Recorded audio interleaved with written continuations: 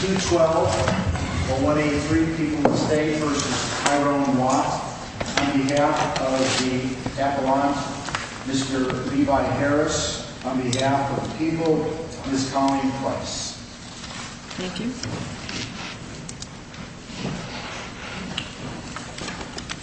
Good morning, counsel. Good morning. He said I'm Assistant Defender Levi Harris on behalf of my client Tyrone Watt. And with the court's leave, I would like to focus my arguments this morning on our first and second issues and answer any questions you have about, obviously, any questions you have about anything, but without direction, that will be where I steer my argument. May it please the court, Tyrone Watt was not proved guilty beyond a reasonable doubt of home invasion firearm, aggravated kidnapping firearm, and armed robbery with a firearm, where the jury never passed on one element of each offense. Alternatively, he was found guilty of 3 non-existent offenses. Now, as we mentioned in our briefs, conviction was only entered on the armed robbery count because the others were merged into other counts. So for clarity's purposes, I'm going to focus on this armed robbery firearm conviction. Count 3 is the one really that we're talking about, correct? Correct. Let me ask you this. What authority do you have for arguing that the defendant's entitled to an outright reversal for the armed robbery conviction as opposed to either a reversal and remand with a properly instructed jury, or what I think you discuss in your brief, that a reduction to robbery is inappropriate, and you cite, I think, Barnett. But what about Ross and Skelton, where the Illinois Supreme Court said that it was appropriate for the appellate court, where the evidence of dangerous weapon was insufficient, to simply reduce the offense to robbery? Why would that be inappropriate here? Well, Your Honor, I have a couple answers to that. First, I think the case on which we rely for our main substantive argument, Washington, and specifically Justice Kilbride's dissent, he talks about that the error that he finds, which the majority did not look at. The majority sustained the convictions on other grounds and found that this was a charge under pre-2000 old statute. But when Justice Kilbride finds this error, he says, based on the record, the applicable statutes, and the state's arguments, that he would conclude that the state had failed to prove the defendant guilty of any aggravated offense, which would seem to indicate... Again, any aggravated offense. Again, that's my point, that Justice Kilbride does not discuss Skelton and Ross in his dissent, does he? No, Your Honor. Do we have the option of simply ignoring an established body of law? It's basically the same argument, the old statute, but this same issue, although it's not insufficiency of the evidence here, it's an instructional error, where traditionally the relief that's granted is reversal and remand with a properly instructed jury. But it appears that the state hasn't asked for that relief, and your argument is we shouldn't even reduce it to robbery. Correct, Your Honor. I think that armed robbery and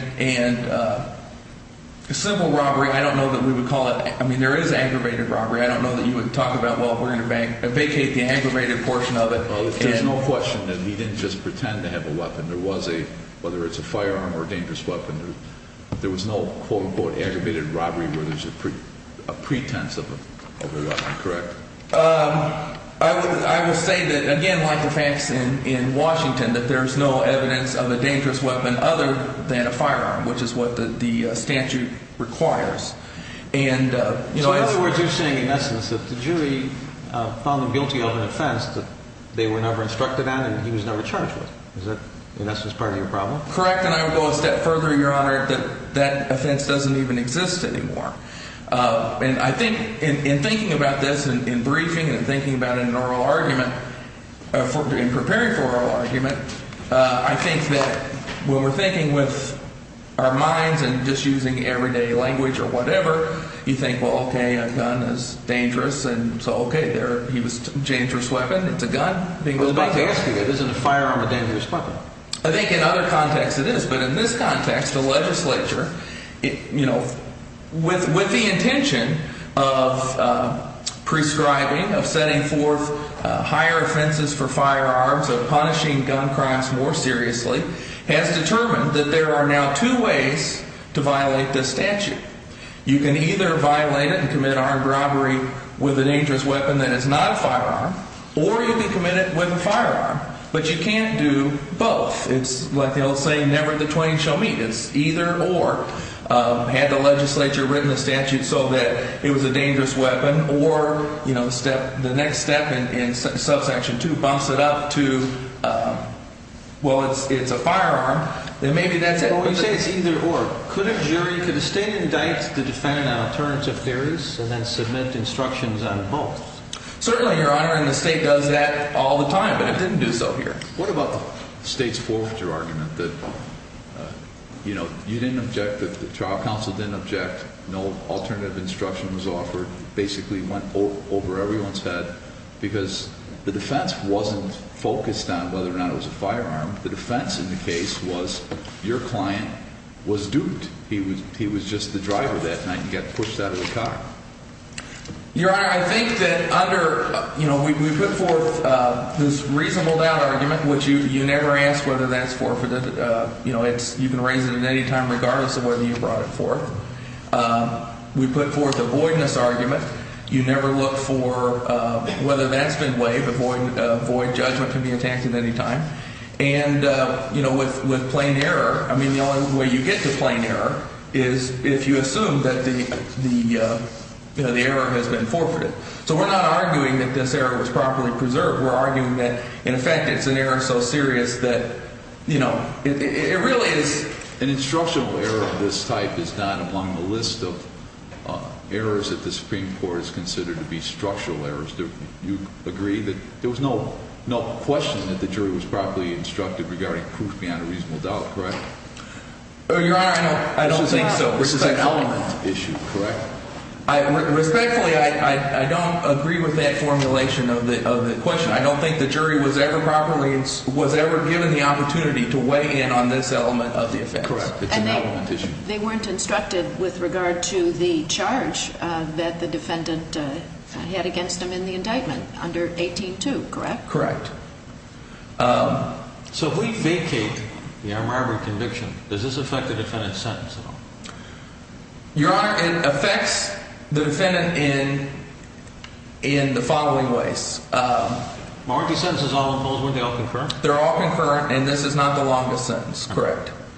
So I guess you could look at that. Not that is obviously the defining consideration, but I'm just looking at it from the standpoint of looking at all these different charges and the sentences. The sentence wouldn't be short, would it? Correct. But this would, this is not just, it's academic. Right, and it isn't academic, so I'm not suggesting that based on that the case is over. So. Well, no, I know, but there are real-world consequences for people, the more convictions, and certainly the more Class X convictions that they have going down the road. You're trying to get a job, you're trying to get back out in the working world and be respected in the community. Armed robbery is not one of the ones that we usually associate with, the community of nice people. So this has serious consequences for my client.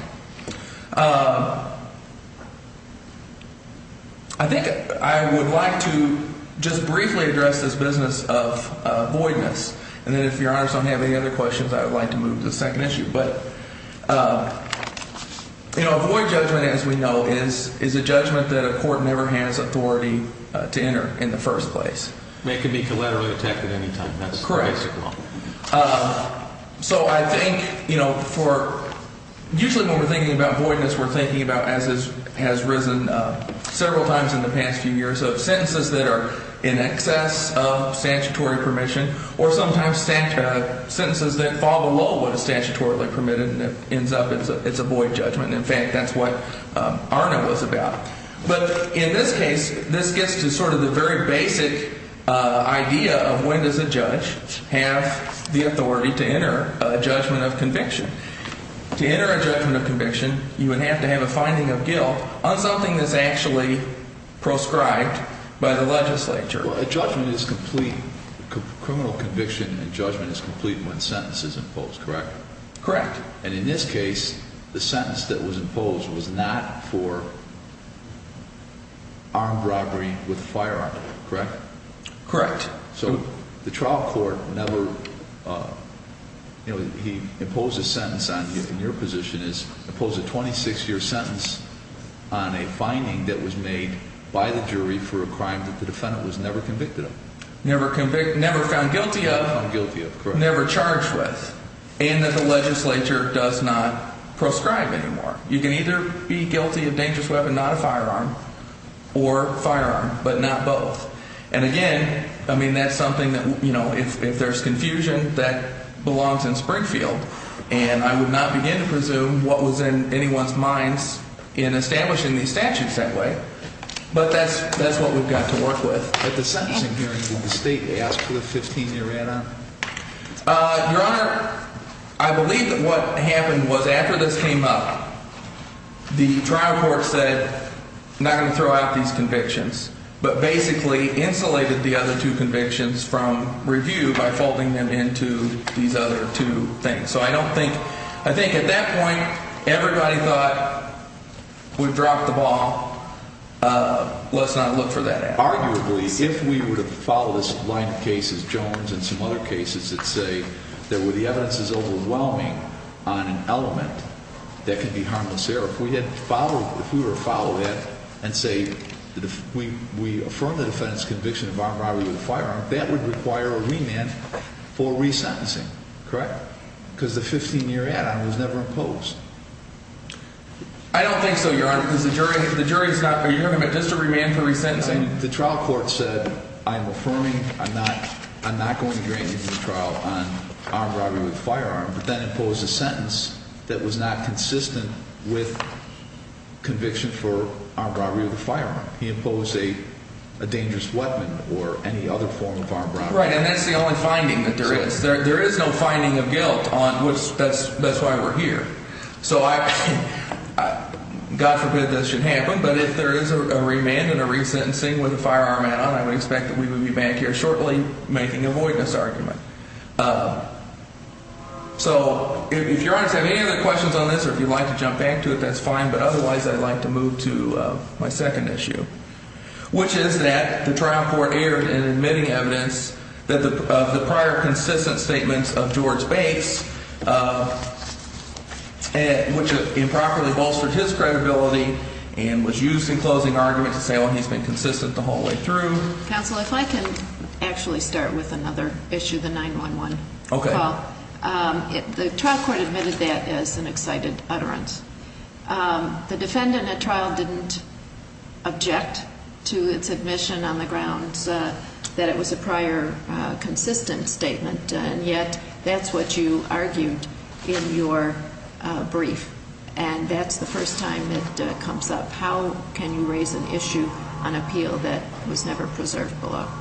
Well, Your Honor, two things about that. First, with the filing of the state's late-breaking news yesterday or 2 days ago of these cases from my toddlerhood, we are not going to be moving forward with that argument. Okay.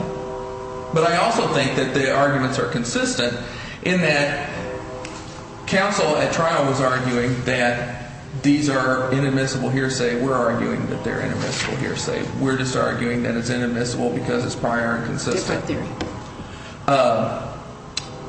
But to get back to George Bates. Go ahead. Mm-hmm. Was that a smooth segue? Excellent. To get back to George Bates, the prior consistent statement rule is that prior consistent statements of witnesses that are consistent with their trial testimony cannot come in unless there has been an allegation or a charge of recent fabrication or a recent motive to lie that has arisen. Even when that is the case, the state still has to demonstrate that the statement was made before the motive to lie or to fabricate arose, and the statements don't come in for substantive evidence. They just come in for rehabilitative purposes. In this case, all of those things were sort of thrown out the window. And again, unfortunately, this error was not preserved, which I will get to, if I can, after I've talked about the substance of this. But, there was no charge of recent fabrication or recent motive to lie with George Bates. George Bates, the co-defendant, takes the stand, and the state, on direct, as a good state's attorney would, elicits all of these prior convictions that he's got. Now, Mr. Bates, let's get this out of the way. Don't you have the conviction for this, that, and the other? And in fact, haven't you been in trouble in jail since you've been, while charges are pending in this case? And by the way, didn't you get a pretty good deal on this? Yeah, you got the time cut and you agreed to testify. All of that stuff preliminarily happens under the state's attorney's direct examination. So this is not stuff that the defense attorney gets up and elicits. This is stuff that, again, any good state's attorney would get out of the way before moving on and trying somehow to put his witness back together and get something out of him that the jury can believe. But wasn't there the inference on cross-examination that Bates had fabricated his testimony after meeting with Martin in the jail? Your Honor, I don't think so. I mean at the police station, sorry. I heard my time signal. You can answer.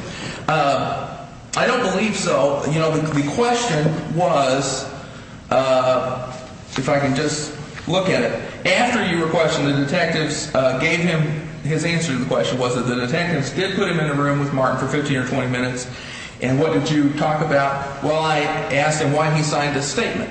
So, there was a question of, okay, you've been put in there. And I don't know what counsel was trying to get at by asking that question. But, I think the question in and of itself, it wasn't, and didn't you get in there and you had an opportunity to make this whole thing up. But did you talk about who you're going to pin this on? And did you talk about how it was just, okay, and after you talk, what happened then? I was in the thing. What did you talk about? I asked him why he signed this statement against me. It's the old saying about honor among thieves, I guess. But, there's no implication that he made this up. And, even if he did have a motive to lie, we argued that the motive to lie in his case has existed from the very moment that he was arrested for the crime, and indeed from the moment that he began the crime. The standard of review is abuse of discretion. It's not what the argument was. It's the perception of the trial court when he made the ruling, correct? Your Honor, this is a little dicey because in a situation where the error is not preserved, there is no discretion that was exercised. So that's why we're in the realm of plain error. Now let me jump to that, and then I'll get back to my point about this, if I may. The situation with the error not being preserved, as we know, plain error can allow review for unpreserved errors when there's a clear or obvious error, and either it's so serious that it affects the integrity of the proceedings, or in this case, where the evidence is closely balanced and the error itself threatened to tip the balance against the defendant. In this case, George Bates is the case. I mean, he is the reason that Tyrone Watt is convicted and in prison. His testimony put my client away. You got a man who has multiple prior felonies. He admits to committing... On the closely balanced issue, the victim identified, or she didn't identify, she described 4 intruders, correct? Correct.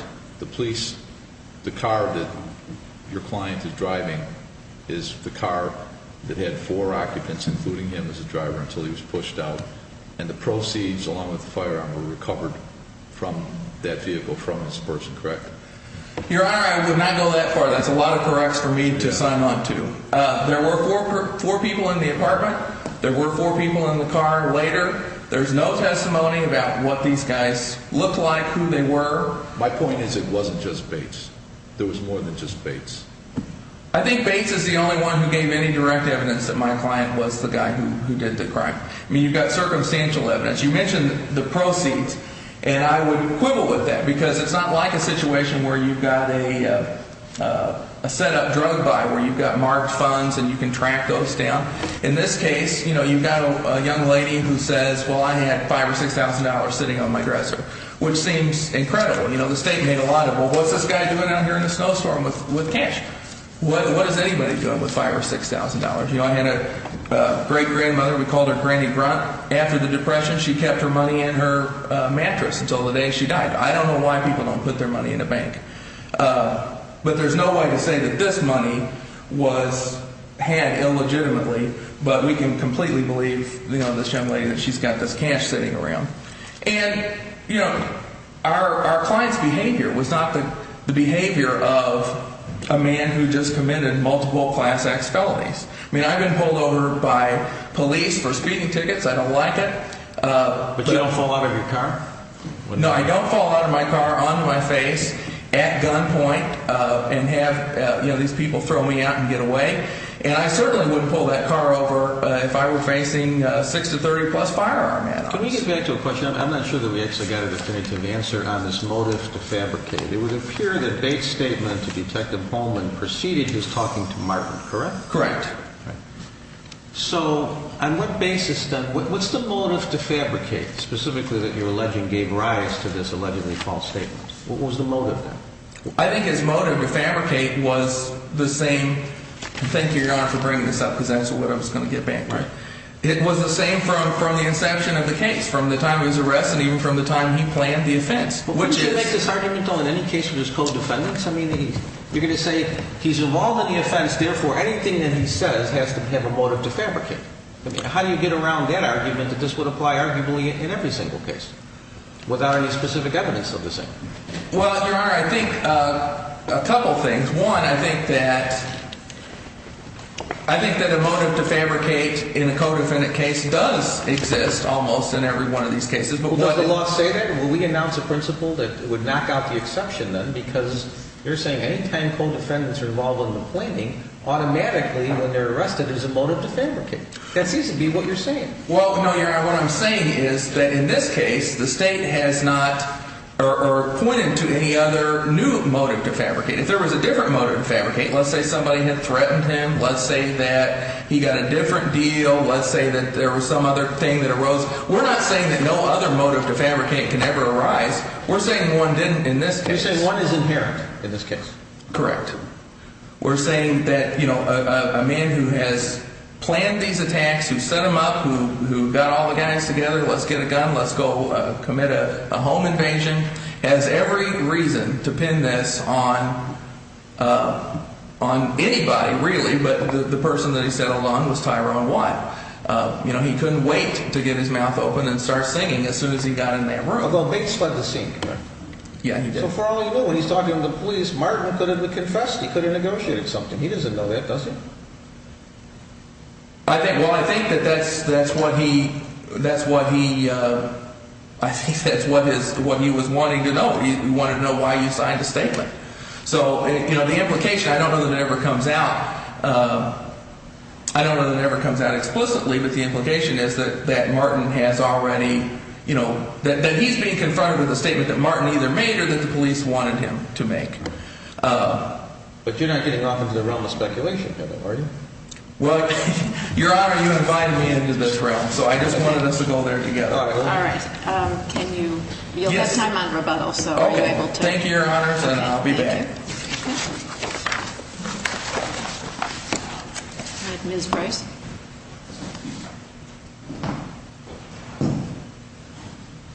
Morning, counsel. Good morning. We have a motion to cite additional authority, and opposing counsel did indicate, I believe, he'd received the cases. Correct, counsel? Correct. All right. Okay. We would then respectfully grant your motion. Thank you, Your Honor. Your Honors, good morning. I'm Colleen Price for the people of the state of Illinois. Counsel, may it please the court. There are really three issues that we'd like to bring to this court's attention that counsel has discussed. And as the court noted, the one conviction with the Illinois pattern instruction is the armed robbery. But however, even though that was the only one that where a conviction was entered on,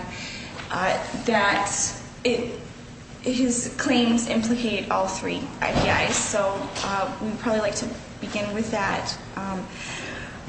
We have to say, the people say that here, first of all, we'd like to get this off our chest. This isn't a non-existent offense. This is a very real offense that occurred, and it's non-existent in terms of what he was charged with. The statutory offense was involved the use of a firearm, not a dangerous weapon, correct?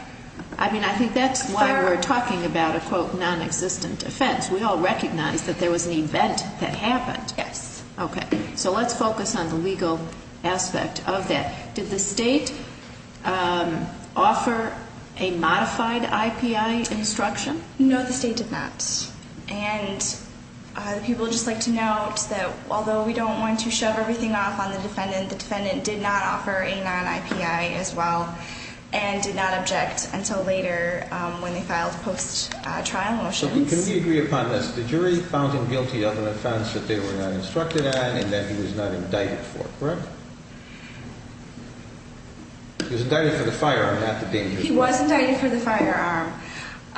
We stand by our brief and say that in this case there was no error because of the following cases. This is an instructional error. This is not a non-existent offense. And People v. Jones and People v. Holmes on the People's Brief, pages 18 through 19, say that even though an error may have been committed in giving or refusing instruction, it will not always justify reversal.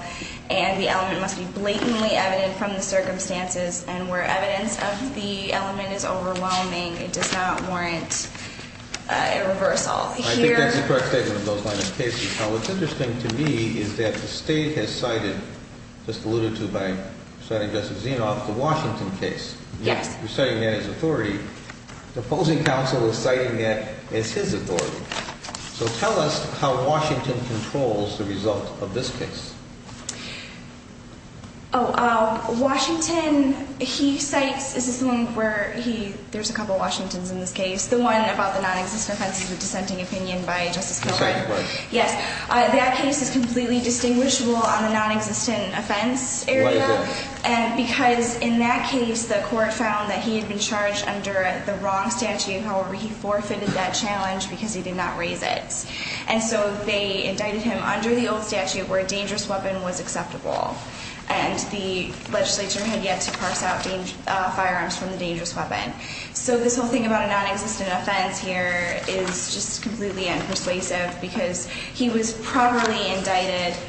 The people presented the evidence correctly. We had expert testimony come in and say that this weapon was loaded and operable. We had the police officer say that it was loaded, and we had an expert say that it was loaded. So you can say it's an instructional error. It's not a... If it is an error, yes, it's at most is an instructional error. Let me ask you this question, and regarding a line of cases that you rely upon, and People versus Moore and People versus Pomykala, Pomykala, stand for this proposition that an error in a jury instruction is harmless if it is demonstrated that the result of the trial would not have been different had the jury been properly instructed. Yes. And there is a long line of cases that say that. However, the result of the trial here was that the trial court found that the defendant had been convicted of armed robbery with a firearm. So the result of the trial should have been a 15-year add-on, which the trial court declined to impose because of a perceived Apprendi violation. So the result of the trial was different. It was not the same, would not be the same. The law requires a 15-year add-on. Mm-hmm. So you're saying why didn't the state argue for the 15-year add-on if your position is that the defendant was convicted of armed robbery with a firearm under the line of cases you talk about?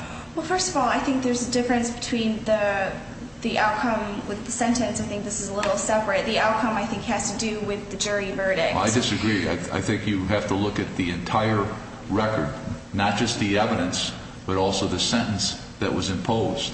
Okay. In examination of the record, it seemed that the trial court and the prosecution might have misunderstood the validity of these add-ons.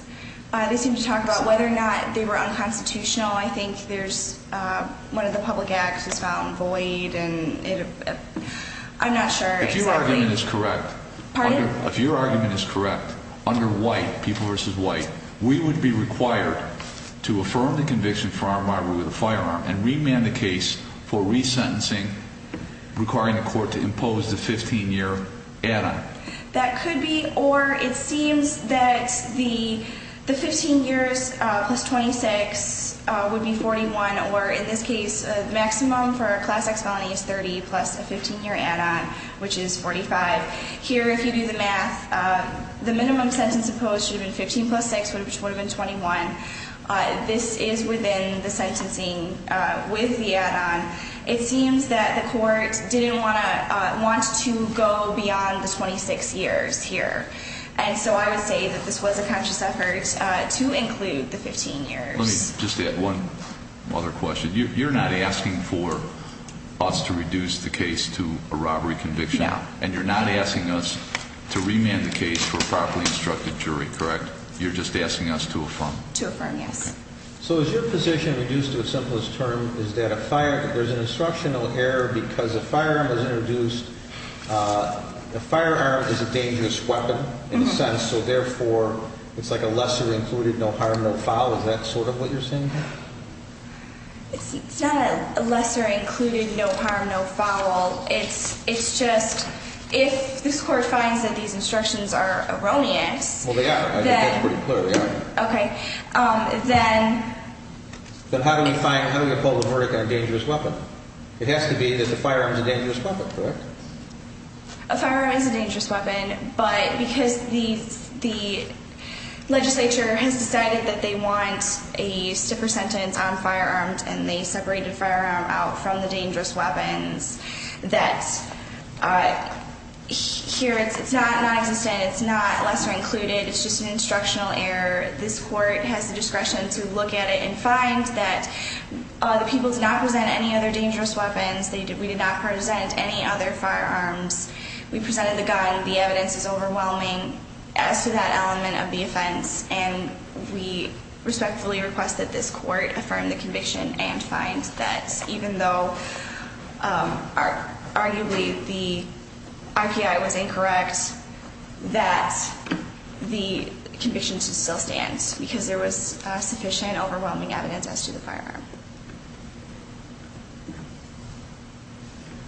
Okay, counsel... What about counsel's other argument regarding the use of the prior consistent statements? Yes, which one would you like to talk about, the 911 call or Mr. Bates' testimony? Mr. Bates' testimony. The people strongly disagree that the motive to lie was not raised. Actually, if you look to defense's initial brief, page 33, he takes a couple lines from the transcript, record site 964 to 65, and this was brought out. This is a little out of context. The record site 956 is when defendant on cross talks about the agreement with the state, and the people talk about this on our brief on page 22, that the defendant implied that Bates not only had a motive to lie to secure a deal with the state, but also colluded with Martin to fabricate a statement to the police. So on 956, on defendant's cross-examination, he talks about the agreement with the state, and then 958, he talks about the meeting with the prosecutor. The inference which arises here is that he fabricated his statement and his testimony.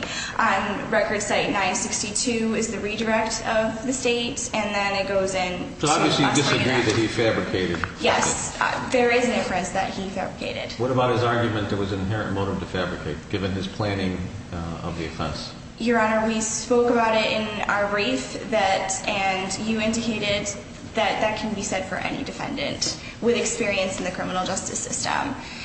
There were jury instructions that said that a co-defendant has his testimony is suspect, so the jury, their reliance on his testimony is tempered in that respect, which makes any impact of or risk of an improperly admitted prior consistent statement less. Here, however, it was properly admitted under the exception of motive to lie and fabrication. And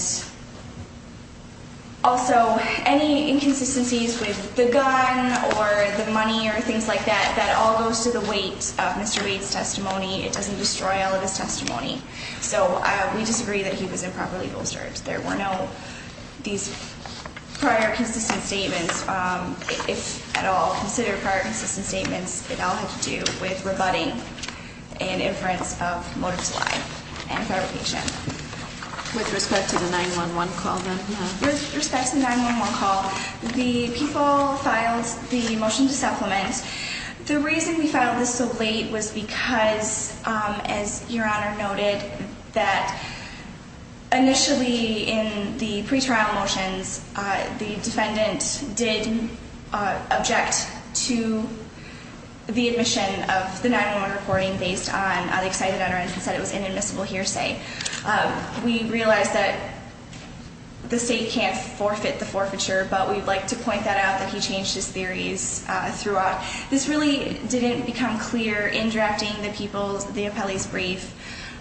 We relied on the trial court because the trial court based its decision on the excited utterance, which is why we argued that in our brief. And then in the reply brief on page 10, it became absolutely clear that defendant was saying, well, it's still a prior consistent statement, so even if it's hearsay, admissible under one ground of hearsay, it's inadmissible under prior consistent statement. And obviously the people disagree. We cited People v. Pointer and People v. Washington, where it states that,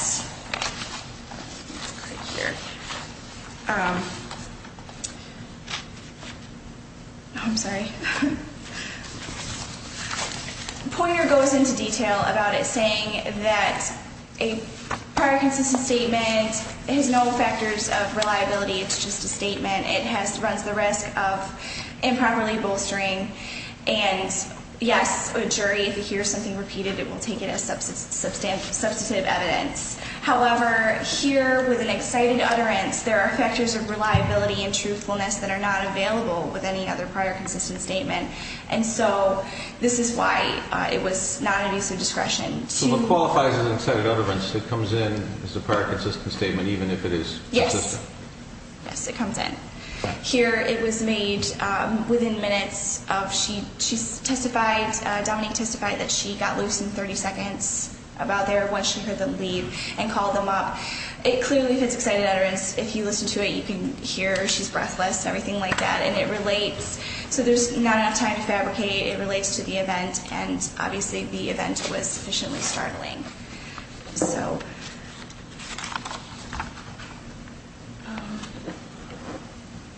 is there anything else that the court would like to discuss? I'm sorry, may I just add another thing? The people maintained that the sentences were proper when the judge stated that there was not a mitigating factor that would cause me to give a lesser sentence in this case. We all know that a rehabilitative potential is part of a mitigating factor, and judges do not have to enumerate every mitigating factor, and so the nature of the crime, it's not just his rehabilitative potential. The court does not have to just rely on that. It's the nature of the crime, breaking into this woman's apartment for drug money. And as for the closeness of the evidence, defendant posits a theory that he was an unwitting getaway driver. Well, also, there was just as much of an inference that the jury could take that he wasn't innocently thrown out of the car. The police stopped the vehicle due to a traffic violation. They hadn't yet acted on the 911 call, so as far as the police knew and as far as the defendant knew, it was just a traffic stop. And so a jury could reasonably find that he not wanting to arouse the suspicions and start a high-speed chase would have pulled over for the traffic stop. His cohorts understandably freaked out, kicked him out, and high-speed chase ensued. So that is just as much a viable theory as defendants. So, thank you very much. Thank you, Your Honors.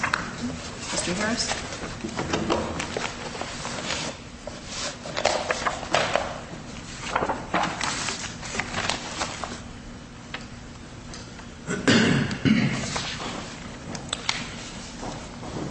Briefly, Your Honor, Your Honors, I would like to just address both of the issues that I had addressed in my opening. As the state pointed out that this case is distinguishable from People v. Washington. We're talking about the Kilbride dissent, not the 20, 30-year-old case. And that's what makes Kilbride's dissent and relevant here. That's why, there's no question. We were indicted under the post-2000 statute, and even without Kilbride's dissent, which reliance on the dissent is, you have to be cautious, or as persuasive authority, that's fine. But even aside from that, all the cases that the state talks about, Jones and other cases, did not involve a situation where the defendant was found guilty of an offense that he wasn't charged with. Those cases involve situations where there was a missing element for an offense that he was charged with. So it's different. This case is the defendant was charged with armed robbery with a firearm and instructed on armed robbery. The jury was instructed on armed robbery with a dangerous weapon. So it makes it different, correct? I would agree with that, Your Honor. I just wanted to, I don't know if you misspoke or what a little bit earlier, but you said that the court had entered a conviction on armed robbery with a firearm, but then declined to, and of course that's not the case. He entered the conviction on armed robbery with a dangerous weapon. I also want to point out what he said. He mentioned that, but then imposed sentence on dangerous weapon, correct? No, I think the only finding that there was dangerous weapon, and that's the only conviction that was entered was dangerous weapon. And it's important to point out, and I don't think the state would disagree with this. The state's not asking for a conviction on armed robbery with a firearm. They asked for the conviction to be affirmed, which the conviction is armed robbery with a dangerous weapon. Counsel said that the firearm is a dangerous weapon. Again, that's Webster's, that's Merriam, whoever. That's not Illinois General Assembly. They decided there's a dangerous weapon with no firearm or firearm. Counsel also pointed out, again, that there was evidence of the firearm. It's straight from Washington, Kilbride's opinion. It's undisputed in this case that there was no evidence presented at trial of the use of a non-firearm dangerous weapon. Same deal here. For Justice Kilbride, that didn't make the difference. And again, this goes, Justice Burkett, back to your point earlier about lesser included offenses. Neither party sought them at trial. Neither party is seeking them to be entered here. On the second issue, the state is the one who brought out this evidence of he got a deal and he got a time cut. So, to use that and say, well, that raises an inference of, I don't think the statute or the rules of evidence allow the state to bring out an inference raise its own inference of a motive to lie and then rehabilitate their own witness with a prior consistent statement. George Bates is a man who's lying not only about things in the case, but he's lying about things that don't make that much difference. Like, well, Tyrone Watt's the father of my cousin's baby. What's your cousin's name? Well, I don't know. He's not a particularly credible person in any realm of his life.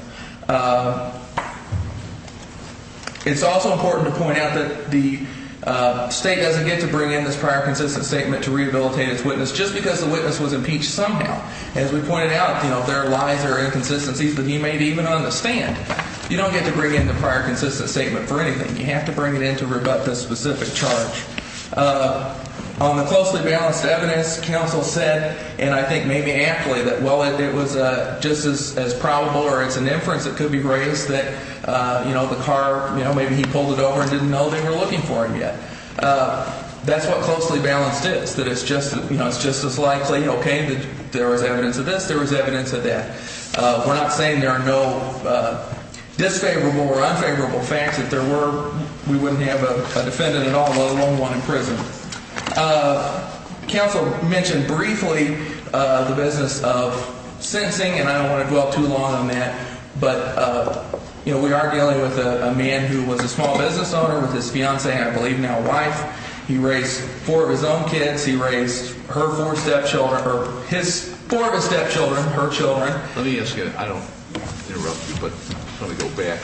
I'm looking at the sentencing order. The sentence was imposed on 18-2A2, armed robbery with a firearm. That's what the sentencing order says. And this is the minimus? That's the judgment sentence to Illinois Department of Corrections. signed by Judge Foreman. Okay, well, that is not what the courts said, and as your honors know, where there's a conflict. Right. If there's anything else, I'm happy to stay for hours, but if not, I'm happy to sit down. Thank you for that. Thank you very much. Okay, thank you, counsel. The court will take the matter under advisement and render a decision in due course. We stand in brief recess until the next case. Thank you.